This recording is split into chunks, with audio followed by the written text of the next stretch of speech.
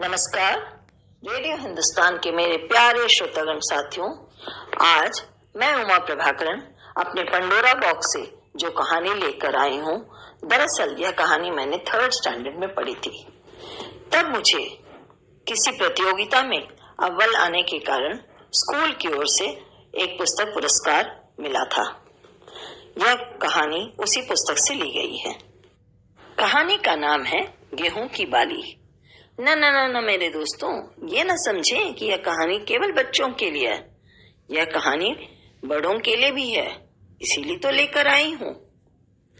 दाने दाने में लिखा है खाने वाले का नाम, अर्थात मनुष्य जो भी पाता है इसका लेखा जोखा भगवान के पास पहले से ही होता है। परंतु यहाँ इस कहानी में बात थोड़ी अलग है। मनुष्य ही नहीं, जानवर पशु पक्षी के साथ भी उस खाने में उसका नाम लिखा रहता है। ईश्वर उसी का साथ देते हैं जो मेहनत पर विश्वास करता है, अर्थात मेहनत की रोटी खाता है। एक बार एक मुर्गी दाना चुग रही थी। दाना चुगते चुगते उसे अचानक कुछ गेहूं की बाली मिली। मुर्गी ने जल्दी जल्दी सारी गेहूं की बालियों को इकट्ठा कर लिया और घर ले आई। अब मुर्गी ने अपने मुर्गे को आवाज लगाई, कुकुड़कू कू, और कहा, देखो, दाना चुगते चुगते मुझे कुछ गेहूं की बालियां मिली है। अब हम पूरी बनाकर खा सकते हैं। तुम इन्हें अच्छी तरह से धोकर धूप में सुखा दो ना। मुर्गा नंबर 1 आलसी था। उसने तुरंत कहा, अरे मैं दाना चुगते चुगते खुद थक गया हूँ, क्यों नहीं तुम यह काम बच्चों को दे देती हो?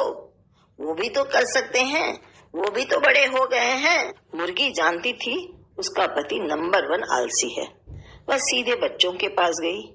चूजों के पास जाकर कहा, देखो, दाना चुगते चुगते मुझे गेहूं की कुछ बाली मिली है। अगर तुम मेरी सहायता कर देते तो हम पूरी बनाकर खा सकते हैं। चूजे तो एकदम आलसखोर थे, कामचोर थे। तुरंत बहाना बनाया। एक ने माँ से कहा, माँ, अभी अभी कुत्ते ने मुझे बहुत दौड़ाया, मैं थक गई हूँ, इसलिए मैं तुम्हारी मदद नहीं कर सकती, मुझे माफ कर दो। दूसरे ने कहा, माँ, रास्ते में चलते चलते मुझे कुत्ते ने काट दिया, मैं कुछ नहीं कर सकता, मैं आपकी मदद नहीं कर सकता। थक कर मुर्गी ने खुद ही गेहूं की बाली धोकर सुखा दिया। अब गेहूं पीसने की बारी थी।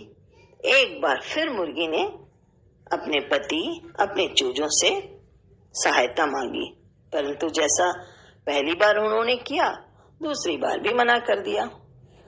मुर्गी बड़ी मेहनती थी, खासकर अपने चुगे दाने का सम्मान करना जानती थी, इसलिए वह खुद जाकर आटा पिसाकर लेकर आ गई। अब गरम गरम पूरियां बनाने लगी। इतने में देखा कि उसका पति, मुर्गा, चूजे अपनी अपनी थाली लेकर आ गए हैं। मुर्गी ने मन ही मन सोचा, आज इनको सबक सिखाना ही है। इसलिए वह गरम गरम पूरियां छांकने लगी और एक एक कर खुद खाने लगी। हताश होकर पति ने कहा, हमें कब मिलेगा? मुर्गी ने कहा, जब काम करोगे तब रोटी मिलेगी। सब अपना समूह लेकर रह गए। क्या पता चलता है इससे दोस्तों?